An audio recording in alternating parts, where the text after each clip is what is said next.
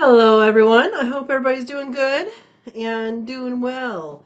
Um, yeah, my parents were here. They're safely home now, but my parents were here for a few days, and so it was good to take some time off work and spend some time with them. Really good, and yeah, so that was good. I hope you guys are doing well. And sorry, I'm Katrina. This is Sow and Tare. You are in the right place. We do a weekly live chat Monday night, 6 p.m. Pacific time. On the first Monday of the month, we do it on Thursday, 6 p.m. So there we go. All right, let's see where people are, what they're doing. Let us know what you have going on, and we'll see who's here. All right. Scroll up to the top. Desiree's here, gamer creator. Welcome, Desiree. Welcome. Verna's here. Welcome. Verna is Vase Place with Blue Little Wrench, and she also has a YouTube channel. She has lives on Saturday mornings and Wednesday evenings. So check her out. Robin Gardens also has her own YouTube channel, and we collaborate along with Shawnee um, for the Grow What You Eat segment. So my Grow What You Eat segment was supposed to be today. It got delayed. Enoch needed to cancel today's, and so it will be on next week. So if you were hoping to see that segment this week, it will happen next week. So in fact, I just dropped off a little of what I made at the neighbors. So yeah, you get to see what that is later. All right. So Robin says, hello from Chicagoland. Gray and drizzly here today. It has been raining here too. Temp hit 80. So nice and humid. Ooh, I do not like humidity.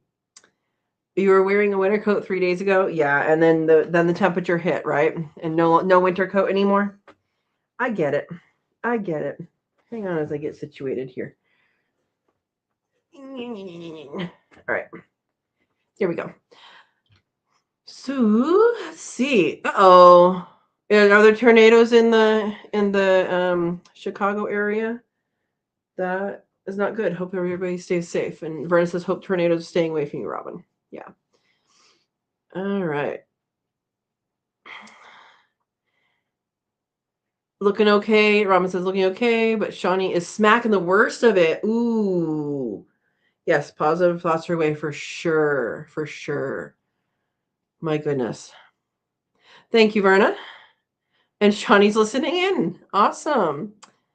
And hope you stay safe and all of that. Jacob's here. Hello, all. Hello, Jacob. Jacob and Verna, just going down the list so far, are channel members. And we have a Cook With Me Live every month. And this month's Cook With Me Live is happening on Sunday, the 26th at noon 30 Pacific time. And we are making donuts. And I did find my cookbook so I can actually get the recipes. So, if you guys haven't joined, go ahead and join the channel if you would like to cook with us every month. And also, there's a Facebook group. Katrina's Kits is the name of it. And then in parentheses, Sow and Tare. And that is where we have member discussions. Like, what exactly are we making? And what was that recipe that I failed to post last month? I have the pictures. Anyway, so we're going to be doing donuts in the kitchen on the 26th. So that is very cool. This Saturday, the bunnies in the lower part of the pasture will be processed at our workshop. So I have a rabbit workshop. We're doing all sorts of stuff, including processing. But by the time people leave, they should know what they need to do to raise rabbits. So, and we'll have experience processing pretty much as much as they want. So that class is full. I'll open up May once the June one is done. But if you are in the area and you want to learn about rabbits and potentially learn how to process them, reach out. We'll put you on. We'll plug you in. This time I had one spot remaining by the time I announced the course. So it's good. It's good. All right. So hello, Jacob. Shawnee says, sky is full of lightning. I have a chance of hail. Rotation storm cells heading my way. Good luck. We got I think 3 different evenings that we had thunder.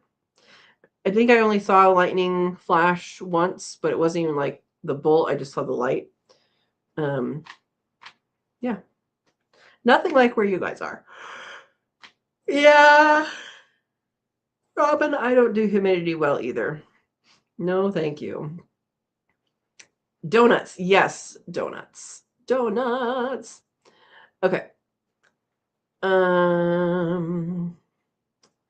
Robin said, I made donuts with my mom as a teen. Dang, those were so yummy. They are so good. And they're fresh. They're so good. So, yeah. Yeah, English muffins. So that's something. So I just read this in my head and didn't tell you guys. Okay, Verna says I haven't made them since a teen either, and that she has a suggestion for one of the Kits Monthly English muffins. I have a recipe for English muffins, and I have planned to do it so many times and never did it. And yeah, but let's do English muffins and let's think of it and because we're doing an awful lot of baking. But yeah, that's good. That's good. Oh, Steve, you're right on time. You're right on time. Steve's here. S.O. Swanson, also a moderator, says, I'm not late. I was making sure I arrived after Katrina. Hey, I was here at 6. Ooh, Verna wants English muffins for her birth month, May. We can make that happen. We'll talk about what else we might make with it at that same time at our Cook With Me Live. That'd be cool. Jacob says tonight is supposed to get sketchy up in Wisconsin as well. Tornado warnings and hail warnings. Oh my goodness. We have so my parents went back over the mountain today. Now, that was the plan, but tomorrow and Thursday is supposed to get super windy up on over the Cascade Mountains. So I think the weather's here. All right. Steve says you make homemade cream cheese to put on the English muffin. Guava jam. We could make a jam. Jam's something we could do. It wouldn't be necessarily done and like thick by the end, but yeah. Anyway, we will talk about that on our members monthly Cook With Me Live because that sounds like a good plan. Ooh, Robin says, I've been watching the radar. We have a place in Door County, Wisconsin. It does not look good. Oh, no. All right. We're crossing fingers for everybody who's dealing with weather events and other events, too. I never know what the expected season is for tornado season. I know there's a season. It's a big season, but is it now? I thought it was fall. Am I wrong? I don't remember. I lived in Iowa for a little bit, but I don't need to anymore.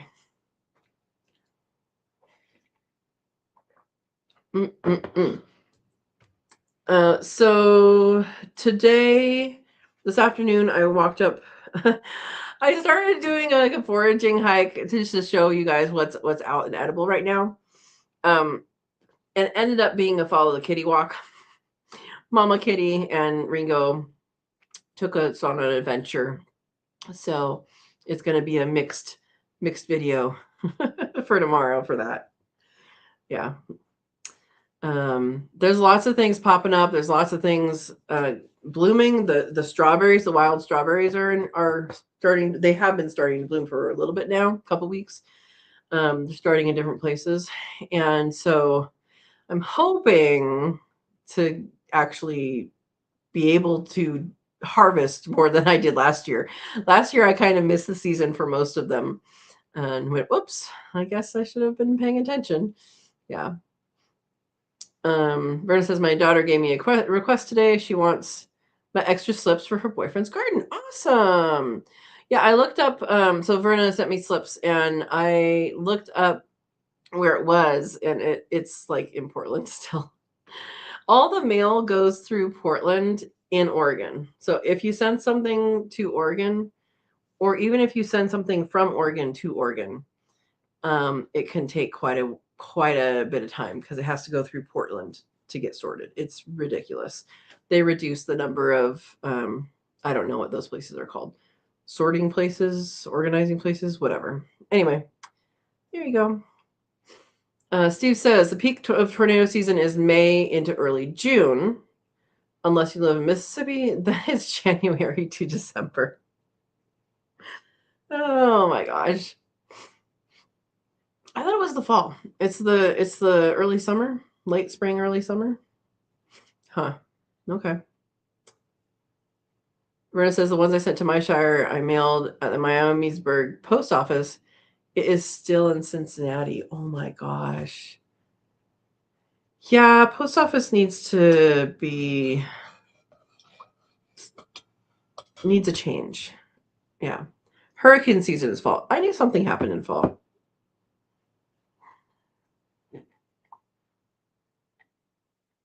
All right. So, did anybody see the short that went out this afternoon? Did it go out? Is the next question. I know it started to go. I don't know if it fully went. Let's see. Did it fully go out? It did. Oh, there's 61 views. Cool. If you haven't seen it, 61 people have. Okay.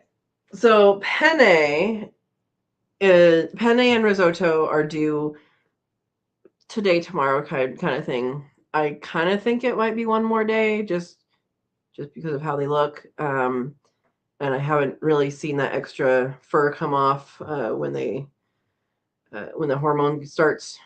But Penny has a really, really big belly. And I was thinking 8. And then I kind of think she might have 10. Like, I think this is going to be a big litter for her. So, yeah. See what it is and comment on it and see how many you think she's going to have because big belly. Yeah.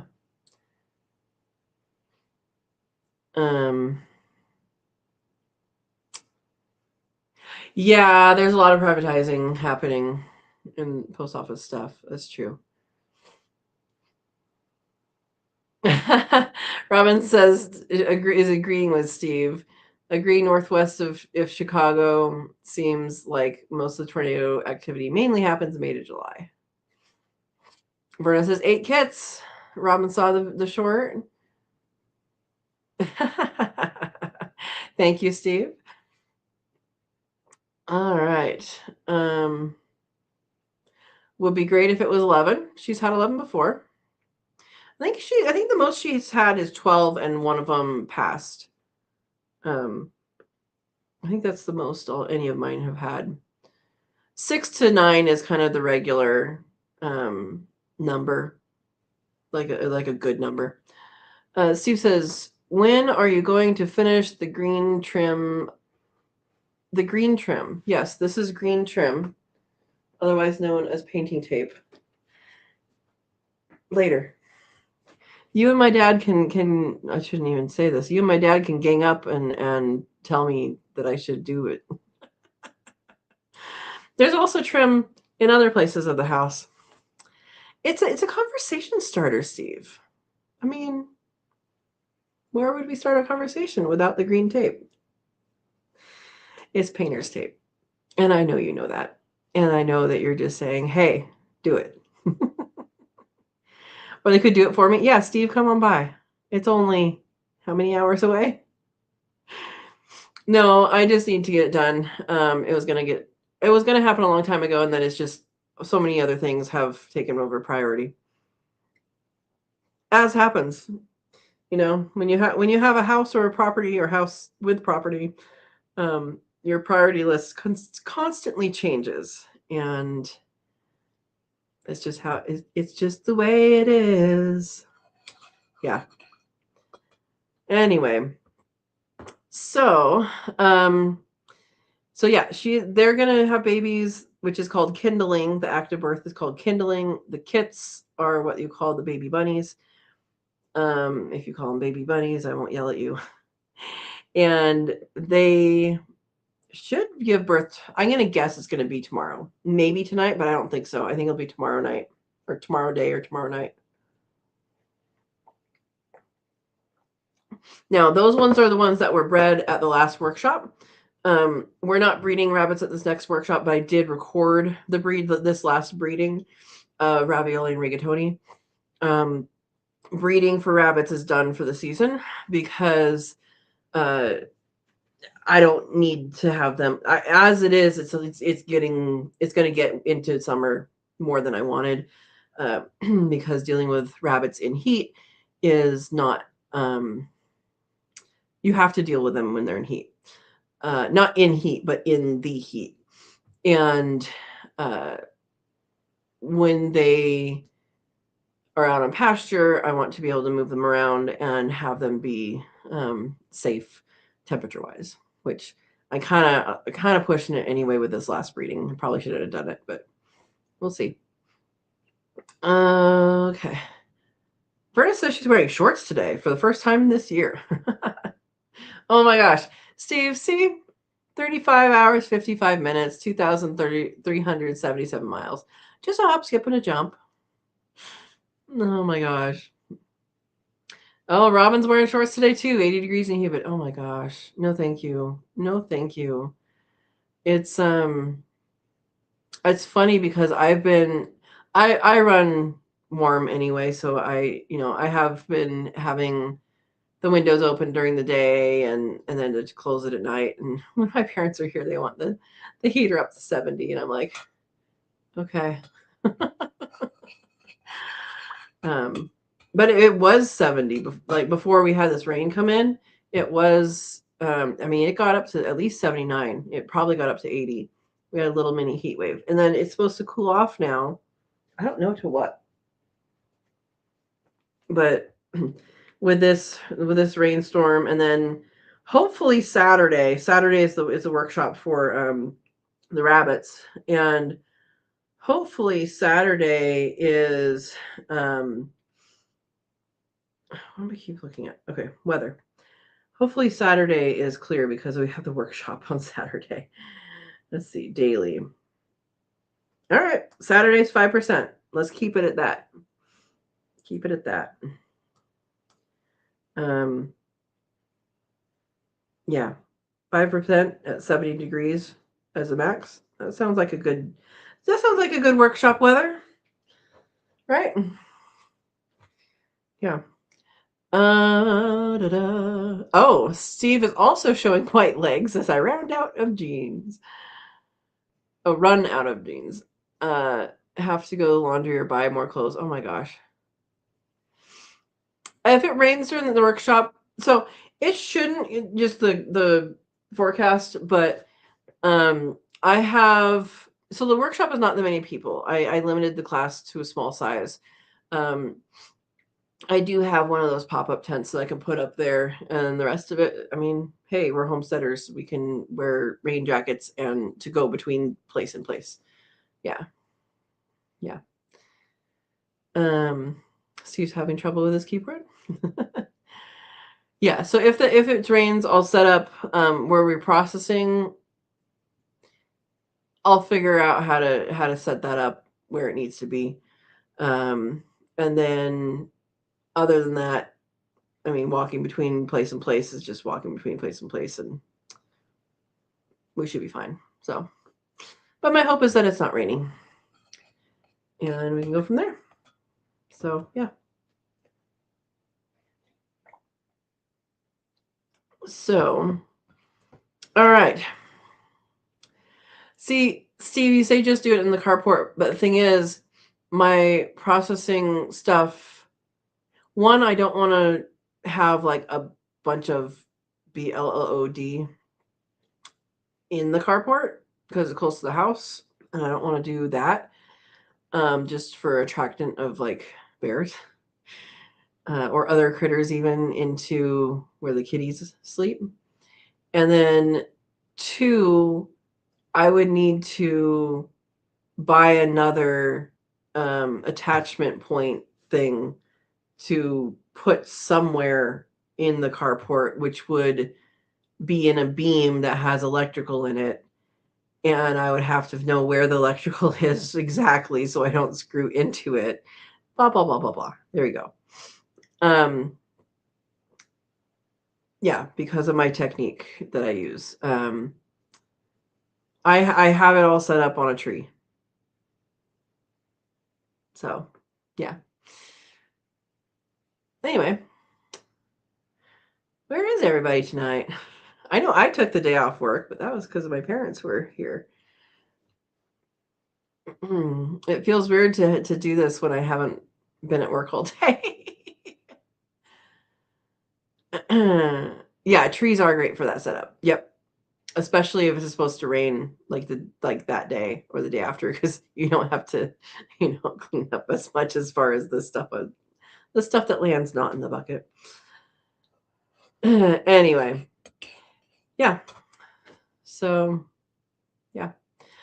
I had a question. So someone fairly local had a question about quail, and I know we haven't talked about quail in a while.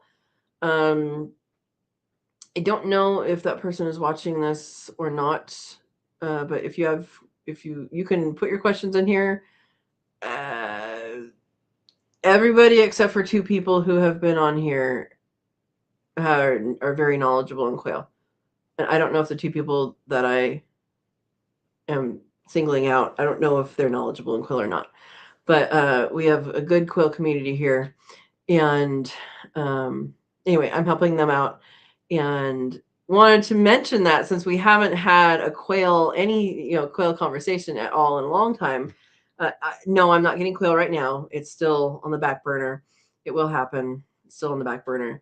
But I did want to remind people that that is something that I am knowledgeable in, and lots of people in the chat are knowledgeable in. And so if you have quail questions, Caturnix quail, Japanese quail, that's what you grow for meat and eggs, then that is, that's available. It's an available topic if you want it. And then I wanted to remind people as we go into the spring season, when people get chickens and quail and things that lay eggs, that you don't need a male for your females to lay eggs. There's a lot of people that either just don't think about that or don't know, and they think they need that. Now, you do need a male if you want fertilized eggs or if you want to hatch chicks from those eggs. There are some religions where they can't have fertilized eggs, so it's important for those people to either not have a rooster or to keep a rooster separated. So kind of a simple thing that people don't think about except for when they're starting. So I wanted to kind of just give that little bit there. And then also, you are coming into a season where you are having enough light for things to lay.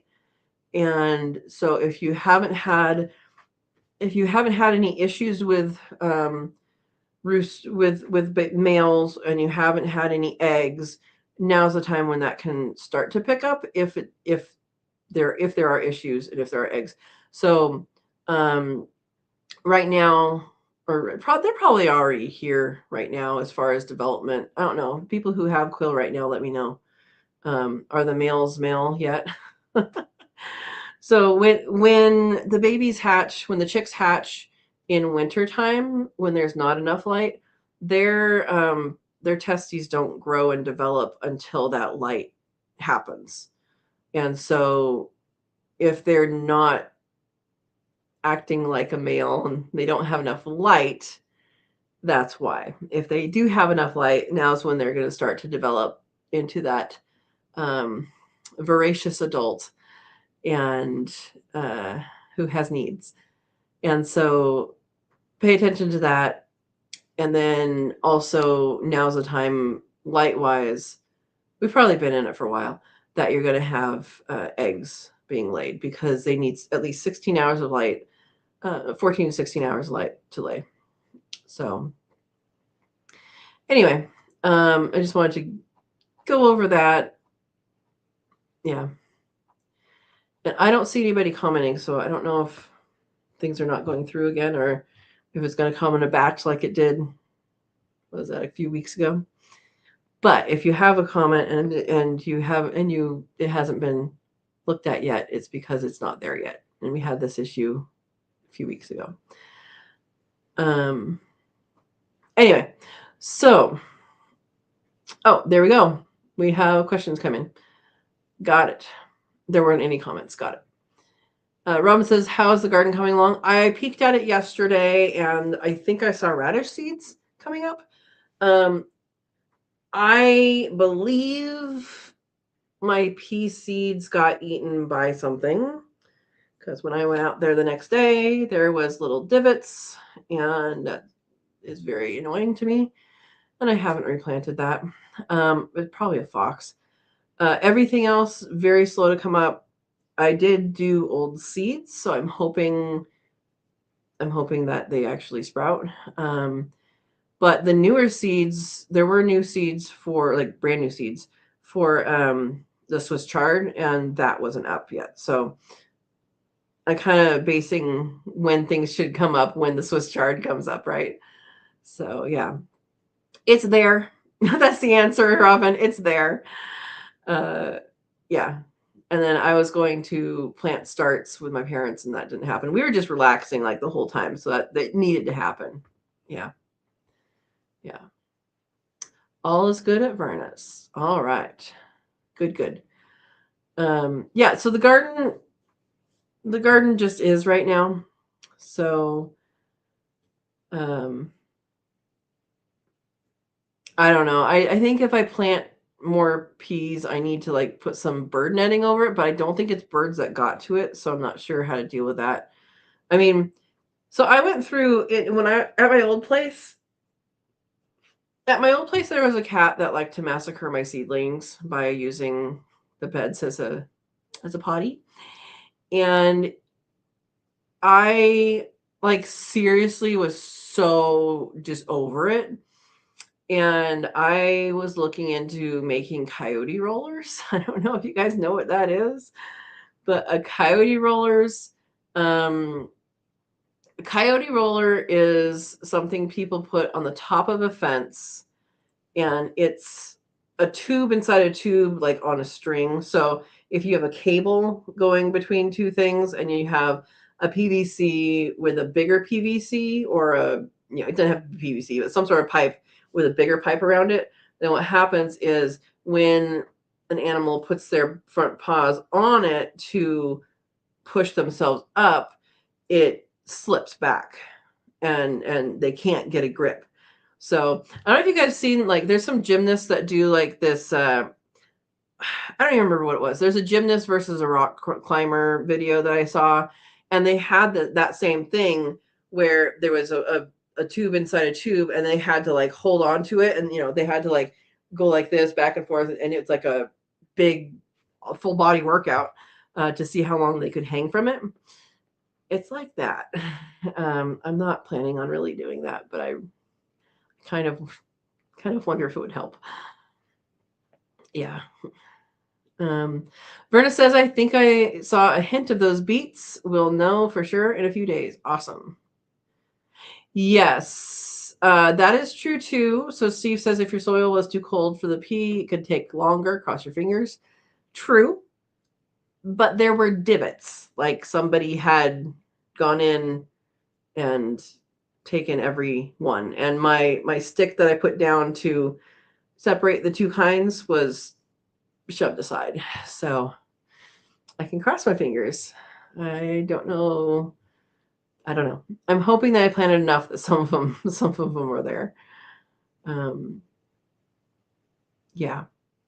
So the answer for cats, which was not the issue here, the answer for cats being in your yard is not cat scram. That stuff sucks. It doesn't work. It is forks. You can use compostable forks if you want.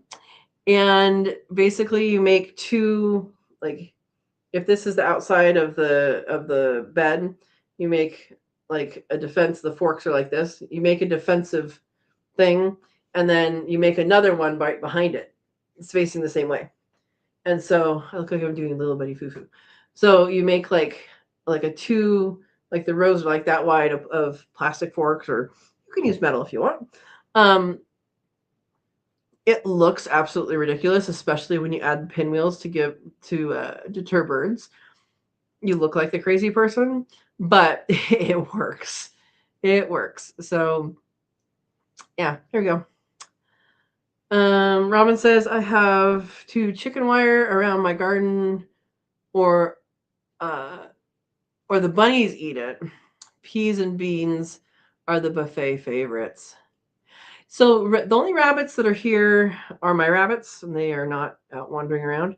I did catch on my camera up the hill. I did catch a video of a rabbit, but it's the only rabbit I've seen. Like, I kind of wonder if rabbit hemorrhagic disease has already been in this area and is gone. I haven't had any issues with the ones in the pasture or anything, but people say that there used to be rabbits here and now there's not. But they also say there used to be this here and now there's not. And there's another thing that used to be here and now it's not. So I don't know if it's a general wildlife thing or if rabbit hemorrhagic disease did make it here. Rabbit hemorrhagic disease is a disease that affects rabbits and causes hemorrhaging. It's very well named. And basically hemorrhaging to death. And it was brought into the United States through as I understand it, it was brought in through the show trade. So like when people show their rabbits at, I don't know where these rabbit shows are. I'm not a person who shows animals.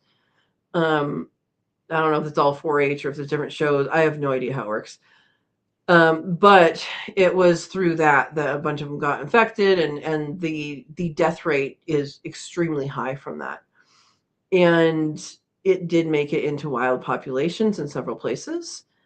So I do wonder if it has been here and gone, or it has been here and is, there's hardly any rabbits left. So anyway, Steve says, when you do that pipe that rolls, put rocks in it to make some noise when it turns. That's an idea. You could put jingle bells in it. In the interior one is where that would have to be, because the exterior one, you want it to be super slick so it can actually like go all the way around. But jingle bells sounds like a good idea on the interior one. The thing is about those kind of things is people can do all these deterrents, and eventually if the same animals are there, they're going to know that that's just here to try and make me go away, Yeah. Electric fences, right? Meg is here. Meg's Edible Landscape is. Welcome. What are you planting in your edible landscaping? Let us know.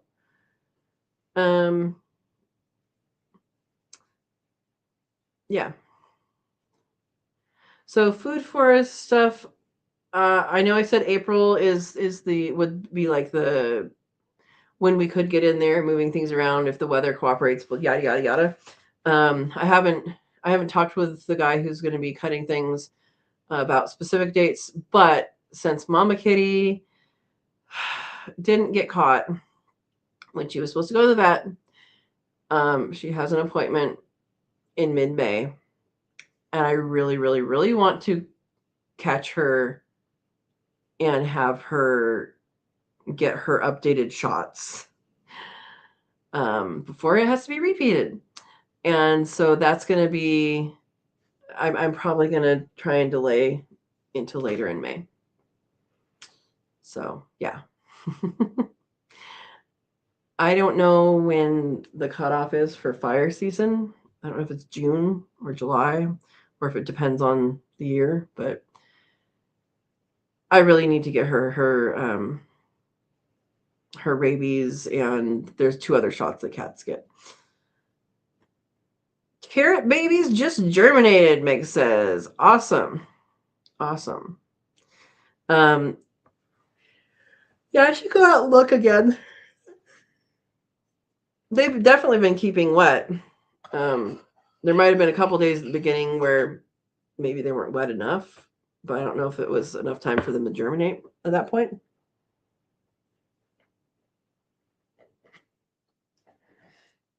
But for sure, the last week or so has been good for moisture. You know, it seems to be rainy most of the day or all the day, and then you look in the rain gauge and it's not very much. So it's a little interesting that way because sometimes you think it's going to be like a bunch. Like I thought it was going to be a bunch the other couple days ago because I heard it all night. Like I heard it. Nope, the cup is as big as my face. It is chocolate milk. It says soup. It is not soup. My brother gave me this as a bag, like a gift box thing, and it had a thing of broccoli cheddar soup. And I was like, okay, well, I'll bring this to work and I'll have that for lunch at work. It's kind of one of those things you microwave. And it filled it up this much. I was like, why do we have a gigantic thing that is not? Yeah, there we go. Is it as big as my head? I have a small head too. Did I disappear for a moment? Oh, exactly what Meg's thinking. You say what hits you, then think. Verna, never. Oh my gosh.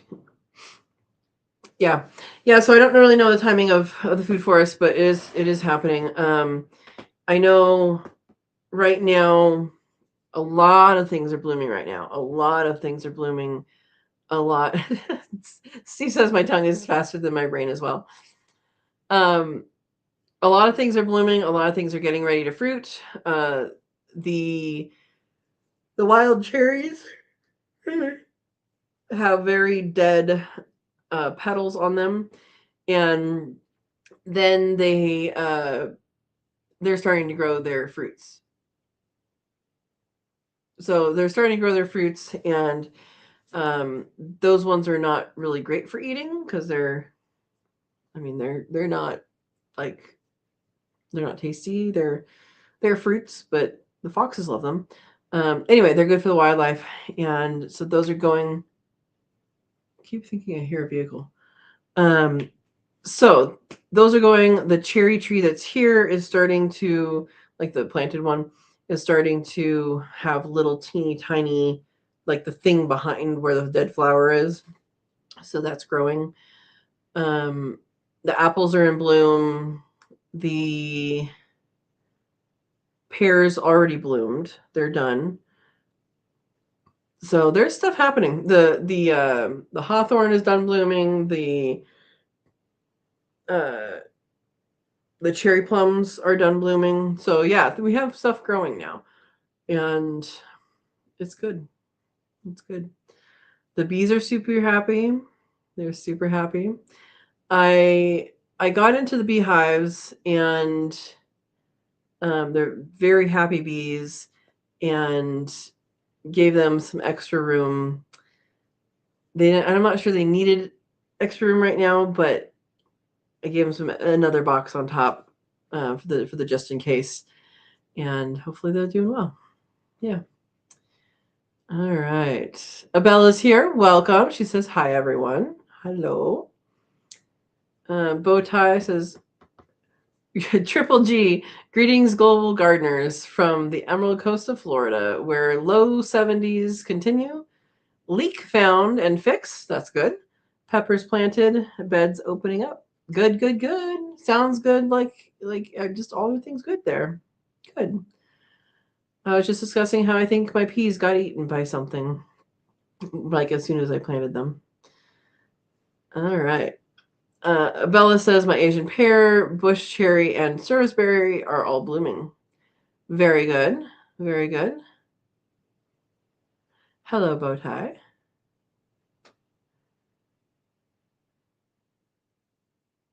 Yeah. Um, Yeah, it's nice to see when things are flowering and they actually in some areas, like here, there's some things that you don't really notice them until they're flowering. So like the cherries that are they're like a sour cherry, I guess. They're not really sour. I don't know what to call them, but they're I think they're a naturalized cherry. I don't think they're a native. I don't think they are. But I think they're a naturalized cherry and um you can kind of ignore them for most of the time, but then it's like, "Oh, this is the kind bitter cherry? Maybe. Maybe." Um, but most of the time it's just a tree. It's a kind of a riparian tree, and uh, one that is along creeks and stuff. But you're like, oh, well, there it is, and then you can see where more. Like as soon as you know, oh, it's blooming right now, you can just look around you and say, oh, well, I can see exactly where they are. Yeah.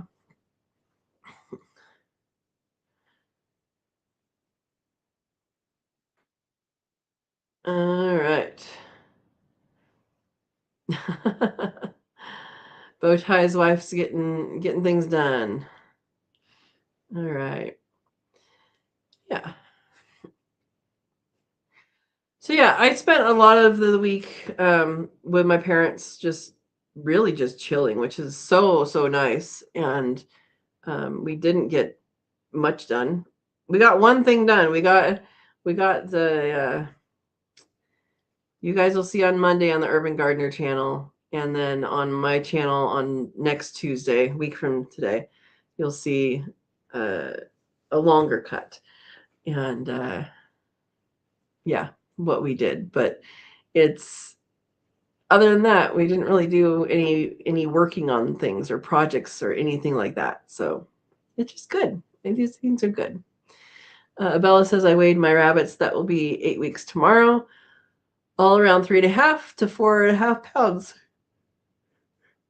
That's good. That's good. People generally process when they're 5 pounds live weight, and that's going to be 10 to 12 weeks. I process when they're heavier than that because I like bigger rabbits that have more meat. And then also, I don't know, there's more meat per rabbit. I don't, I don't know. They don't get tough or like there is no difference in the rabbit between, you know, 10, 11, 12, 13 weeks. 14 weeks is when they start to get like mammary tissue in their hide and the skin and stuff like that. If they're female, that's when they start to be more developing. Um, but yeah, I'm doing 13 weeks because I'm a pasture. If I was still doing just pellets, I would do 12 weeks. It takes them a little bit longer to get to the same size on pasture, which is fine. Bojai says, eating lentils. They guarantee you my diabetic glucose levels will be rock solid tonight. That's good. That's good. Abella says, really? My dough is due to Kindle again on Friday or Saturday, and I'm hoping she delivers more kits. Her first letter was only 4. Yeah, and so this it's totally possible that she'll have more than that. Yep. Um Totally possible. They can have a lot. And I don't remember what kind you said you had, and I know I should know it. But yeah, more than 4 would be good. I was saying between 6 and 9 is I think a good average, a good like expectation. Yeah. Bowtie says you're tired, Katrina. Dip your face in that monster soup mug. That'll wake you up. There's chocolate milk in it. Uh, this monster mug came from my brother. He gave me a gift basket thingy. It's really good for tea or hot chocolate, or in this case, chocolate milk. I know, it's not tea, it's chocolate milk. I didn't fill it all the way up either. All right. I like the monster mugs, the big ones. I do. They're nice. I will sip on the same thing of tea, it becomes cold, and then continue to sip on it like most of the day sometimes when I'm working. Okay, Abella says American chinchilla. I almost said that too. I knew it was a soft one. You're hoping to 6 to 8. Yep. That's a good reasonable hope for a number of kits. Yeah. Everybody send good bunny vibes. Yep, to Abella and her bunny, and also to Penne and Risotto, who are due here in the next day or two. I think Penne has a lot. Risotto hides her number very, very, like every single time I think she's not going to have hardly any, and then like the one time she had 10, and but her pregnancies she's much less obvious about how big she is. And then Penny's like, hi. Yeah. Bowtie says we do special coffee every Saturday in Monster Bugs. So you have 3 sets of Monster Bugs to rotate through every week. There you go. Oh, Robin used them for soup, salad, tea, whatever. Yep, exactly. Shawnee says we found rabbit fur just laying in the garden property. So we took a handful home. Not sure if we can use it to make anything. Just the fur or the hide as well. Because if it's just the fur, you may have a mama rabbit that pulled a bunch of fur and left it there, or pulled a bunch of fur, and it blew away, from before she was able to put it into a nest. So you might have a nest near just fur.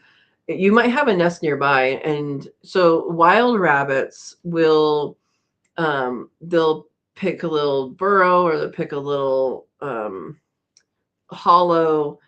They'll pick something that is lower, and then they'll bring in material, whether that's grasses and hay like stuff, or maybe even twigs, but they'll make it, and then they'll line it with fur, have their babies, and then they'll cover it up when they leave. In the United States, we only have, well, in North America, there are only 2 rabbits that dig, that are native. So that is the pygmy rabbit, which you do not have near you, Shawnee. It is in big sagebrush, so high desert. And the other one is in a isolated chain of volcanoes in Mexico. It's called the volcano rabbit. So North America native rabbits do not, in general, except for those 2, do not dig. They will use a burrow that somebody else dug. They will kind of clean up something that somebody else dug. The rabbits that we grow for meat, and mostly pets too, they are usually of European origin, and like originally, and those ones do dig. So yeah. It blew into a weird spot. That makes sense. But I would be careful about where you walk and where you are, because remember, rabbits don't sit on their babies to keep them warm. They will visit them to feed them, and to clean up while they're feeding them. They'll clean up, they'll clean house. They'll eat little poos. They'll lick butts, and all of that. And then when they're done with that, they're done with that for half a day, and then they'll come back. So yeah, pay attention. Rabbit vibes. My rabbits are all rock stars. They are all rock stars. I will let them know that. Ooh, Robin's asking Shawnee if weather's passing.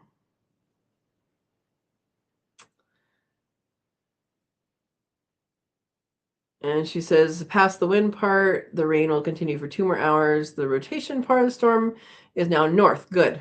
And past. No hail happened. Good. Okay, Abella says, I love a nice big latte or a soup mug to use as a bowl mug or anything. There we go. I did not know that this was going to be such a conversation starter. It even says soup on it. Okay. The emoji that he was using is rabbit, because he's doing rabbit vibes. Bow tie. Yes, thank you for the rabbit vibes, she says. There we go. Yeah, so Verna says sometimes they will do a shallow dig and have their litter under a clump of grass. Yeah, exactly. And so they'll scrape, but they won't like dig a hole. Um, Rabbits can have something called a form. I've seen it mostly with jackrabbits, which is a hare, not a rabbit, but it's called a form, like FORM. And it is literally an indent in the ground. They might scratch and just a very, very slight indentation into the ground. And what that does is it um, is a place that they sit. Like it's where they sit all the time. This is where they are comfortable. This is where their home is.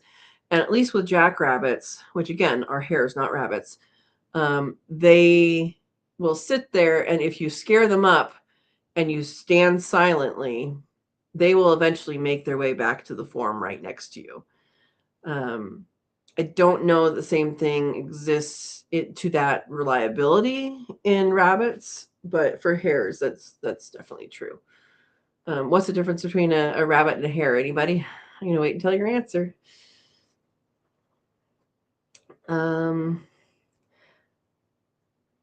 Shawnee says, "Okay, I'll ask my son where he found the fur exactly. I know they usually make a nest in a rock wall raised bed next to the building. Hey, if they have a usual spot, that's probably where they are. Yeah."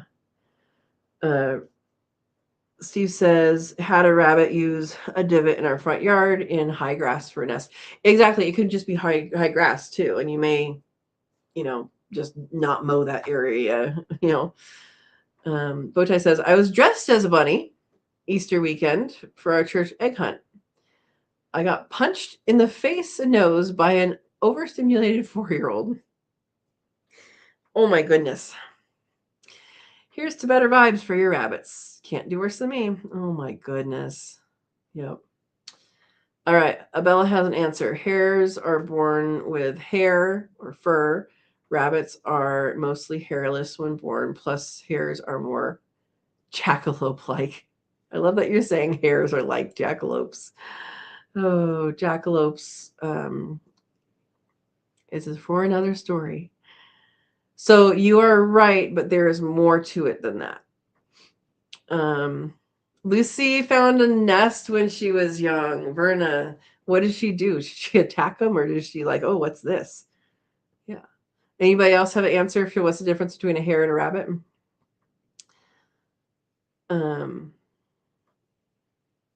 Yeah. So they can, in nature, they can be under a bush. They can be in a burrow that they didn't dig. They can be just in a divot. They can be underneath a pallet. They can be really anywhere. Yeah. So it's really interesting. So, okay, the difference between a hare and a rabbit. A hare is precocial. It's precocious, right? That word precocious. It's like a cow or a horse. It's up and ready to go, and it's born. It's up and ready to go. It eats things. Yes, it does still nurse, but it's like, okay, I'm ready for life. It is haired. The hair is haired, furred. Its eyes are open. It is a mini version of of its parents. A rabbit or bunny is like us. We are altricial, which means we're pretty dang helpless when we're born. And when they are born, they have their eyes are closed. They don't open their eyes until they are 10 to 14 days old. So they really, their eyes are closed. They are born without any hair. Their hair does grow really fast, but they are basically helpless at that point. They can't run away. They squeak when they need something. And so it's a difference in care, and it's a difference of a hare is ready to go now, and um, a rabbit has to be taken care of until it grows a little more. So yeah, there we go. Um, thank you. Thank you very much, Bowtie. Bowtie says the spelling hare is spelled Hare. Rabbit is spelled with two B's. True. True. Oh my gosh. Okay, Brenna says Lucy pulled a baby out and gave it to me. I put it back in the nest. A few days later, the kits were dead. Oh no. Oh no. I wonder if she alerted something to its presence.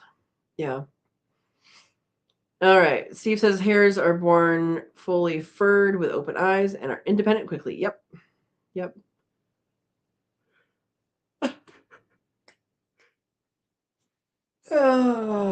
Yeah, hare. So Verna says hares are like guinea pigs, aka cooey, looking just like miniature adults. Yep.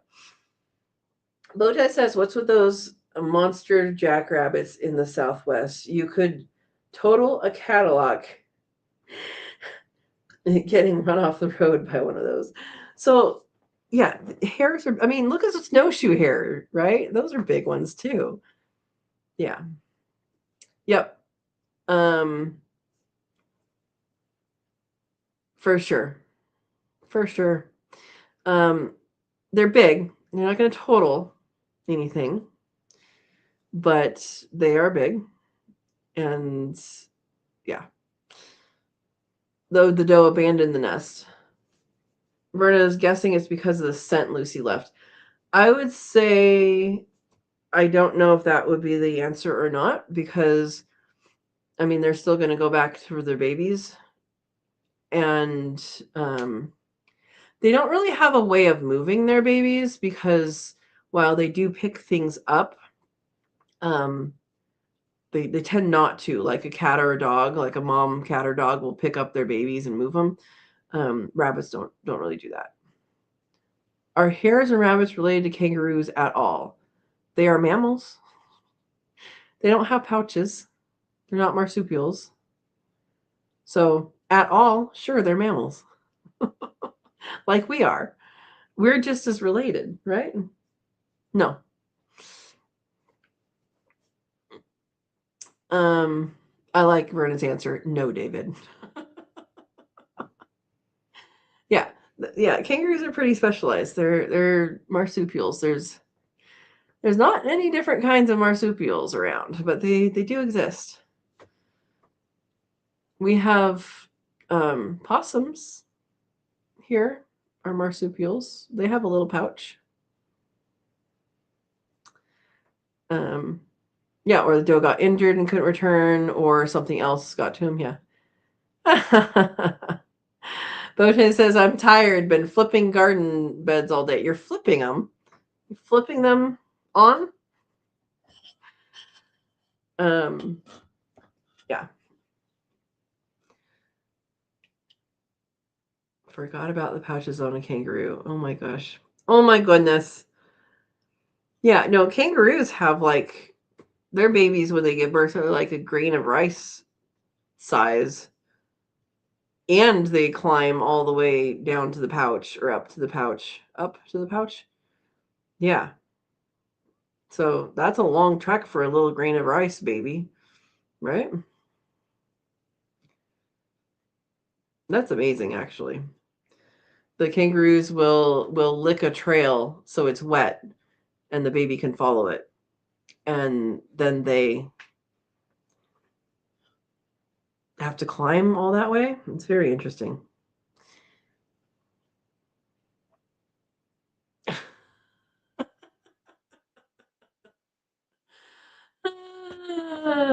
Yeah, exactly, Verna. Up to the pouch, and if they don't attach to a teat, they'll die. Yep. Um, like a platoon sergeant. Are possums related to kangaroos without saying the words they're mammals or marsupials? They are marsupials. I mean, am I related to you? What kind of relation are we looking for? We can look up uh, relatedness of marsupials,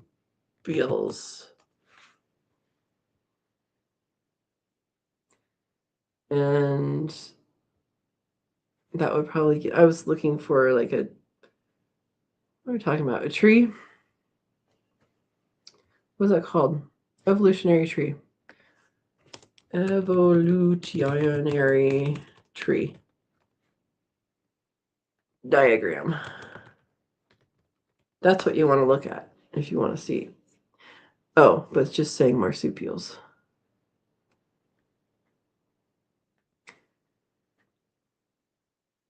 Okay.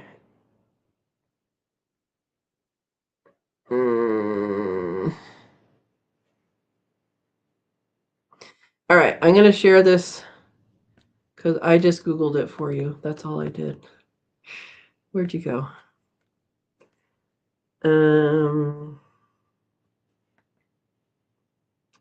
Share screen. And I literally just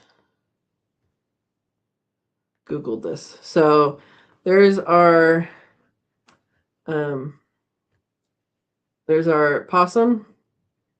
And all the way down here is your kangaroo.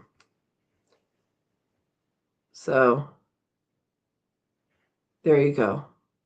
You picked the two the two least related things. Oh my gosh. Okay. I'm going to stop sharing there. The end.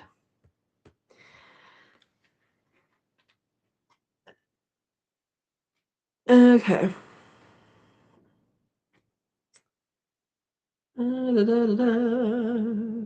Got bow tie laughing. That's the goal.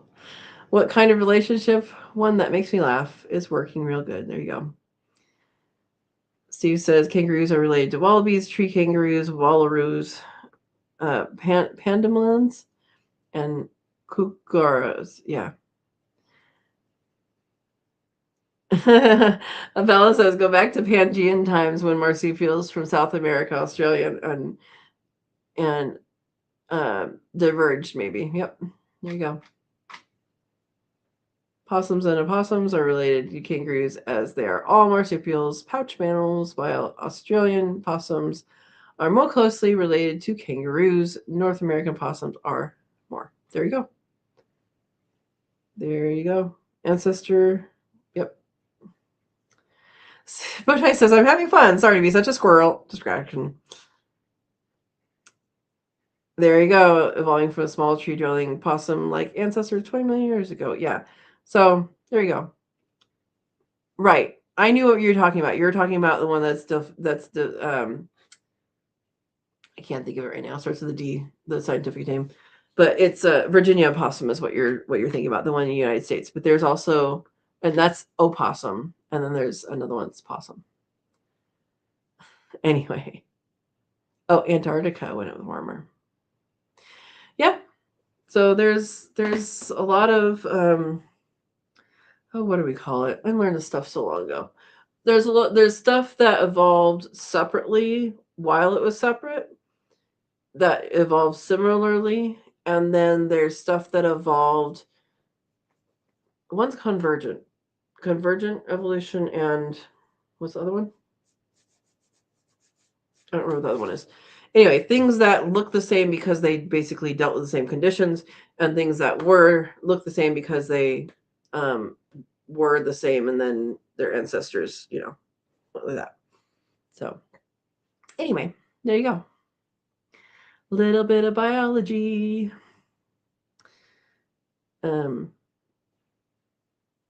Yeah. Oh, I saw a rainbow the other day. That was pretty cool. Rainbows are good. Rainbows are. It was like a wide rainbow too. I don't know. Never found a pot of gold. Never found it. I have seen the end of a rainbow before. You can't get to it, but I've seen it very close. Thank you. Convergent and divergent evolution. That makes sense.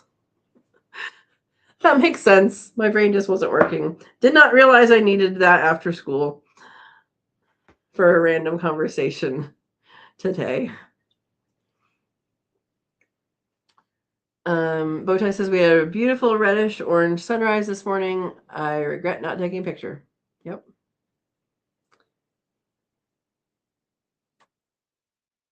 Yeah, so the possums and opossums are different.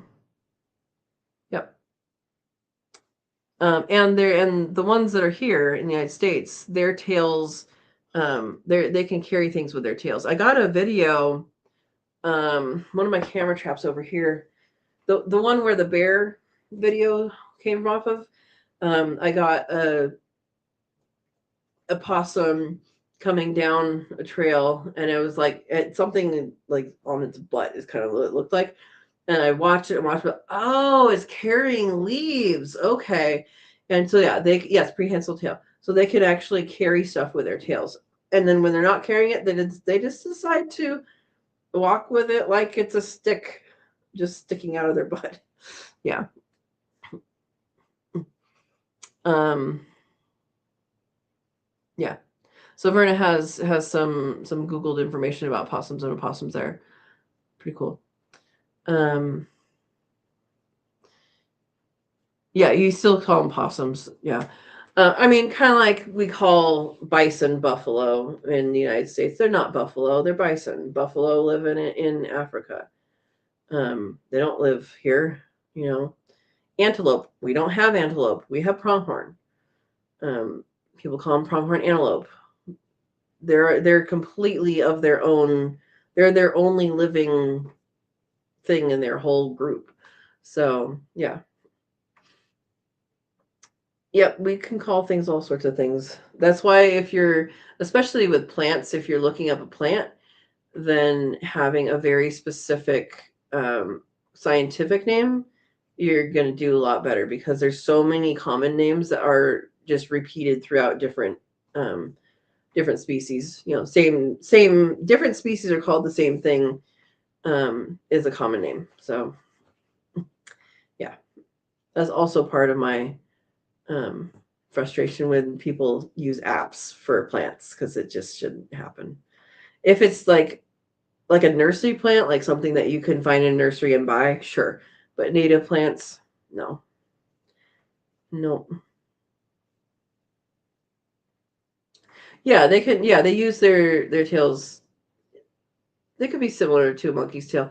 I don't know that monkeys carry things with their tails. Do they carry things with their tails? But yeah, they can get up in trees and use them and all that. So makes sense.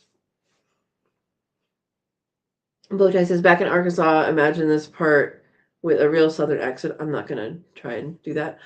I opened the trash can, which was kind of full, and there was a possum butt sticking straight out of the trash, tail wagging and all. Grabbed the tail, lifted it out, and let it go. Um, you can scruff a possum. I did that to a baby possum once. There was at my old house, there was to get to the access, you had to take up like a piece of the deck. Deck is a strong word. It was like this big. And the guys that were doing something under the house, they were like, you know. And so I went over there. I was gardening and I actually had a glove on for some reason. I don't usually garden with gloves, so I don't remember what I was doing. I must have done doing something with thorns. And I just went over and I scruffed it and I moved it. And they're like, oh, okay. So, okay. But yeah, you could do that. They do have very sharp teeth, so don't get bit. Don't blame me if you get bit. But they can get really big. There was a mama possum. She was probably the body, not the tail. She was probably about that big, plus the tail. And she had babies every year. She would come to the pond that I dug to get a drink of water. Yeah. So anyway, um, yeah, possums are interesting. So something to note about possums that will loop us back to homesteading is possums like to eat dead things. They like to eat smelly things. Um, if you don't have if you have eggs that don't hatch in your incubator, they don't hatch. If you set them in a place that possums frequent, they will eat them. They will love them, and they'll be happy. They will eat all of your strawberries. So if you grow them, I recommend you grow them in a green stock. Grow them up. Let them have the bottom tier. It's okay. They eat slugs, so They eat slugs and snails and those things. So, if they can take a little bit of bounty, that's okay. But yeah, so they will do that. Um, but then they also, I mean, they'll get into your berries, they'll get into your fruits, they'll get into what they can reach. But I don't consider them to be a pest animal because um, they basically they take care of some pests, and you pay them a little protection fee. Yeah. Bowtie says I probably went in and got the welding gloves we had next to the wood stove before barehanding a possum butt. Oh boy. Wedding gloves, huh? That would be interesting, Verna. Bowtie says all I know is whatever that possum head was buried in, it was happy, happy, happy, judging by the way the tail was flagging back and forth. Yep. Yep. Oh my gosh. Yeah, animals can get lost in good food. We should all be so happy, right? Right? I haven't seen the skunk lately. Actually, I don't think I saw that skunk all this winter. There was a skunk that Mr. Ringo was friends with last year as a young one. Um, and it lived in the culvert. And I haven't seen it. I don't think I saw it all winter. This was a weird winter, though. So, yeah. Right. So Verna says they are good at getting rid of ticks and they do not carry rabies. Yeah. So they have, yes, opossums get rid of ticks. They are insectivores primarily. They will eat, you know, nasty, rotty quail eggs. They will eat your strawberries, but they are insectivorous. So if you look at their teeth are all pointed, and that's the dentation, the dentition um, tells you what to eat. And they eat a lot of insects, and they eat a lot of ticks. They eat a lot of that kind of thing, and they don't get rabies. I don't know if they don't get Lyme disease or not. I don't know if that's true or not. For some reason, I think it is, but someone needs to fact check me on that. But they don't get rabies because their body temperature is too low. So their body temperature is too low to support the virus, which is interesting. So, yeah. Um, I don't know if they only eat the ticks off themselves or something, or if they go around with tick vision. I don't know. But yeah, they for sure help. Bote says I explained why all our ticks disappeared at our old place in Arkansas. Again, gotta use the southern accent. We had possums all over the place. Yeah, that's what I thought. So Steve looked it up, I'm assuming, and says opossums are highly resistant to Lyme disease. And I think that also might have to do with their body temperature, but their body temperature is too low to support some diseases. And so they're kind of the opposite of the raccoons. The raccoons will carry everything that can be carried, they will carry. Whereas the possums are pretty good to keep around and pretty good to support them. And by supporting them, I mean like don't chase them away. Yeah. And yeah. Uh, Steve says while they can technically be bitten by ticks, they groom meticulously, eating up to 5,000 ticks per season. Now that's going to depend on your tick load as well. I mean, some places in the Midwest is just ridiculous with ticks. So, yeah. Brenna says, "Wish I had a young possum." Oh boy, oh boy. Yeah, and possums climb anything. I mean, they're really good climbers. Um,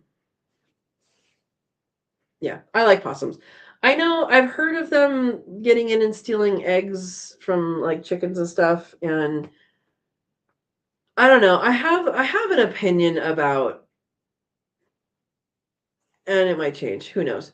I have an opinion about, like, oh, well, that gets into the chickens and that gets into the chickens and that gets into the chickens. If you keep your chickens safe,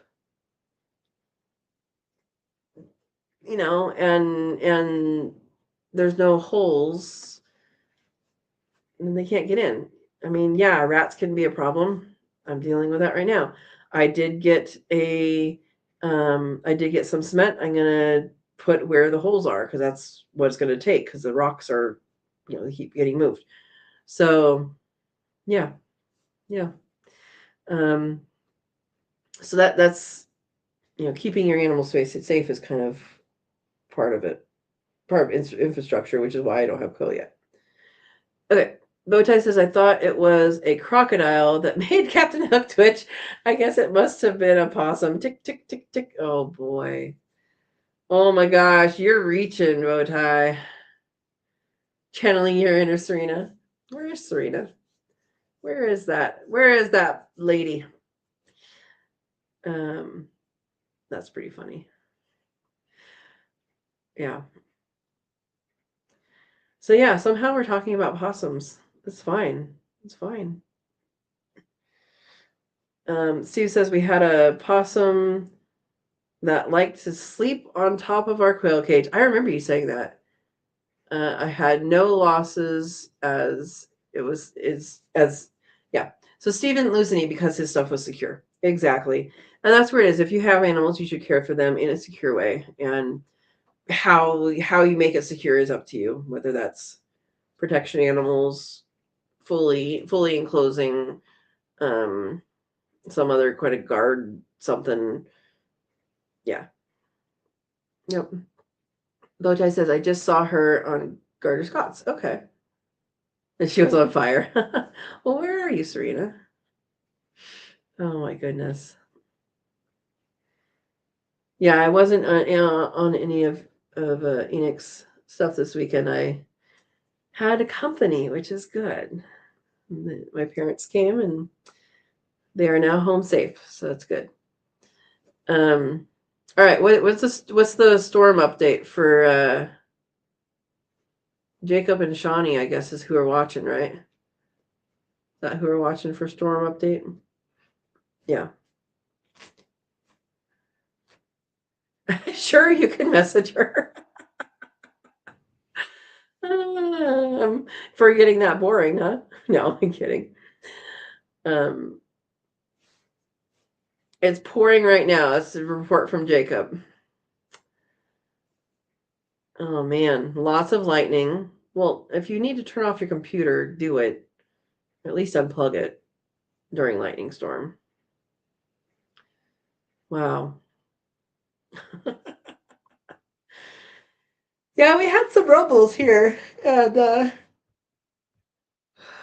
bunnies definitely alerted to that. They're like, "What?" I was down in the pasture with them, and they were definitely reacting. Um, Shawnee says, "Rain and lightning here still." Oh, it's not Meg, it's Andy. Andy at ME. Oh, at Meg's Edible Landscape. Okay, you're up in the weather too. All right. All right. You can get a new putter. Oh my gosh. Steve, did you have sugar before you came on here? Oh my goodness. Yeah. Um, I do miss thunderstorms. Like in the high desert where I grew up in Central Oregon, we had thunderstorms that, like, because it was so dry, in the morning, you basically get humid, not robin humid, but you get humidity, and so you're like, I know there's gonna be a thunderstorm, and then you have this anticipation all day, and then 2 o'clock the thunderstorm would start every time it was 2 o'clock, and it would start, and then it would go all night, and I do miss that. Now I don't miss the fire. Like, there's fire danger here for sure, and with the reduced the reduced money to Forest Service, etc., right now does not help in the we're about to get fire season, not too not too far from here. So yeah. Mostly if you have insurance. What are you guys talking about? I thought you were saying putter, like don't put your golf thing in the air. Anyway, you don't want to be swirling my monster mug? You can feel the planet wobble?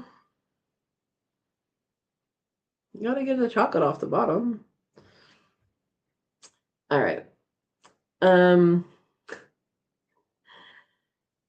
Shawnee says, it was a human today. We did a lot of work at the garden. Mustard seed broadcasted, chickweed harvested. Oh, I have chickweed too.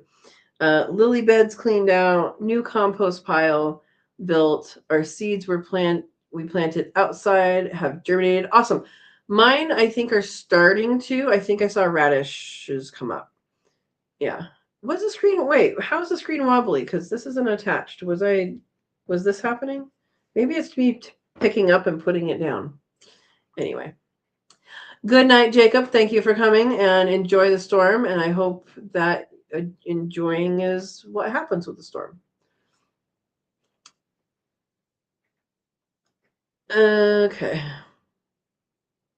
Oh, was I stirring it before I picked it up? I'm sorry, guys. Oh, not putter, pewter, short for computer. It's not short when you have to explain it to me. No chocolate left behind. I like you, Robin.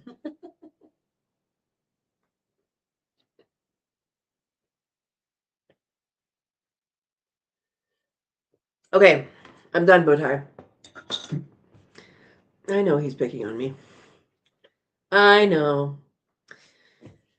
Sue says, you swirling your mug is alternating. Oh, got it. The alignment of Earth's axis. Aren't there like some dams in China that are huge or somewhere over there? I think it was China. This is really, really old news. I don't know if it's actual news that like they're thinking that it might wobble different. I don't know. Would totally be spreading something I shouldn't. So fact check me on that. Boda says, no, the whole planet Earth is wobbling with a mug that big. Oh boy. Oh boy. When you say something and then you say and saying it with a southern accent, you got to start with that. Because otherwise it doesn't happen, right? Oh my gosh. I get it now. I get it. Blame my brother. He's the one that gave it to me. So I haven't seen, if you guys remember, there's deer that cross this way in the spring and summer. And I have seen one over here that has like bedded down at night, and then I saw her in the morning out the window. But that's it. As far as the deer over here, I've seen them in the pasture at night, but I think they're still split up. They're not regrouped yet. So yeah, I just remembered that because I don't think I've been in here in a while. I think I've usually been in the other room. So for this, but I know on the cameras I've been seeing the boy group is still the boy group. I think one female had a baby already. A fawn. Yeah. Okay, Bowtie says, yeah, just got a news alert that one of those big dams in China slashed empty with that last tilt of the monster dinosaur mug. Thanks, Bowtie. But you still like monster mugs, said with a southern accent. Did you have caffeine for dinner? Yep, exactly, Steve. The deer will be back when the apples are ready. Yep. Yep. So there's a lot of fresh grass to eat and a fresh clover and fresh everything right now. So yeah, when the apples are there. They come down before that, but that's when they're like, ooh, apples. He had lentils. Lentils doesn't explain this behavior.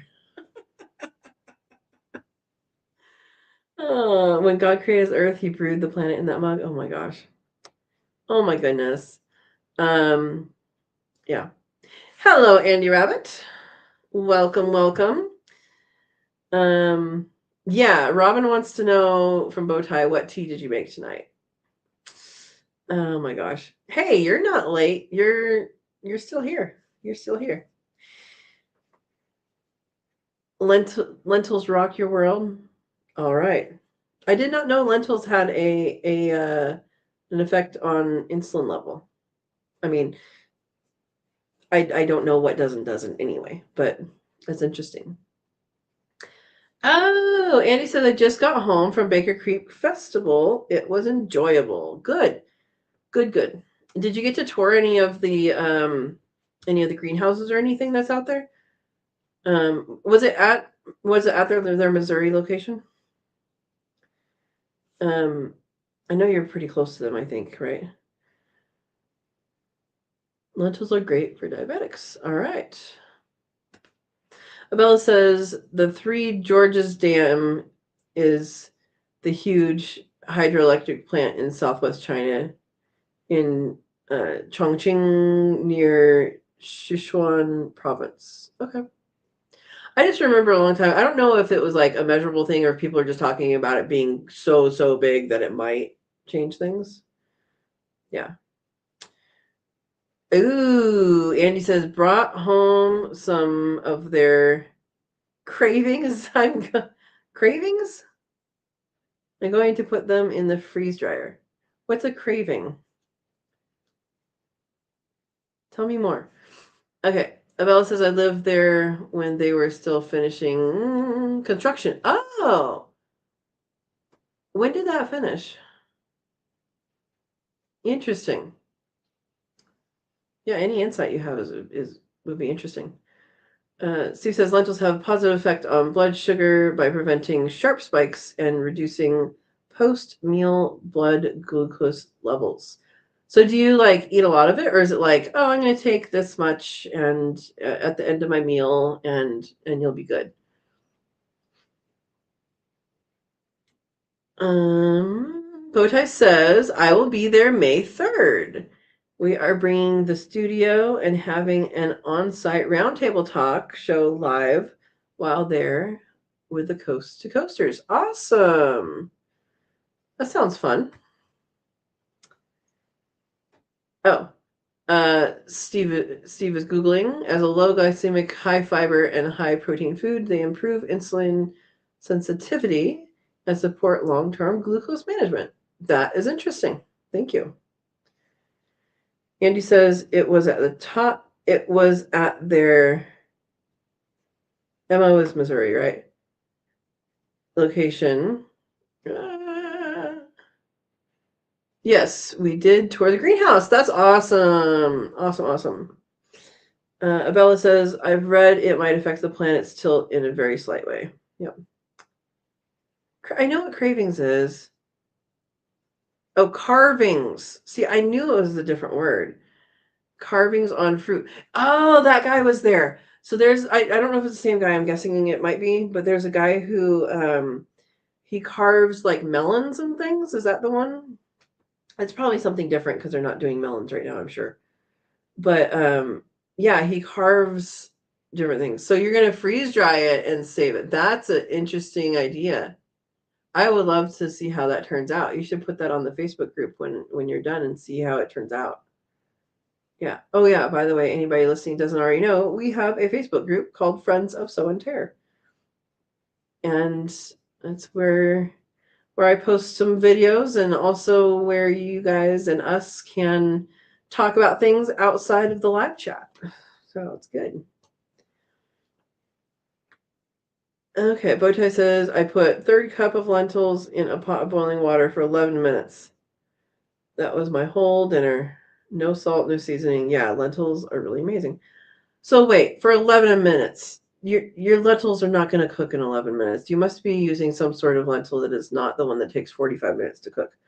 What I've done with lentils before is I cooked lentils and then freeze dried them, and because I was for a time I was using like this much lentils in like a recipe at a time, and it's like it like 2 tablespoons or whatever. It's like that's not worth going through the whole 45-minute process to cook it.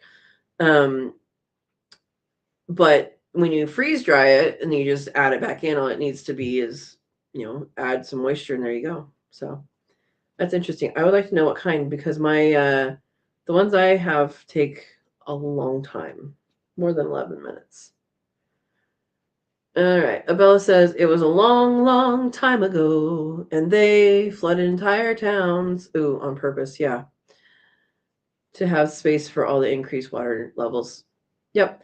Most reservoirs, not most. Oh, there are a lot of reservoirs that have old towns. I was going to say buried, but that's not the right term. Within them. Yeah. It's pretty common. She saw a lot of cool agricultural and horticultural endeavors while there. Lots of people do awesome intensive agriculture. That's awesome. Awesome. Thank you for the link, Miss Verna and Mr. Steve. Abella says I learn a lot from international gardeners, YouTubers, see different ways to grow in a lot in a small space. Yep. Yep. And you can do like that's the thing I like is that for gardening, you are the expert in your own garden. You will determine if something does or does not work. You can experiment with something someone else does and it may or may not work for you. And then you will know. And you also have years where certain things just don't work. I had 2 years in a row that tomatoes just didn't work because it was too hot. So yeah, there's for sure different looks of things with that, different outlooks. Oh, that's a good thing or that's not or whatever.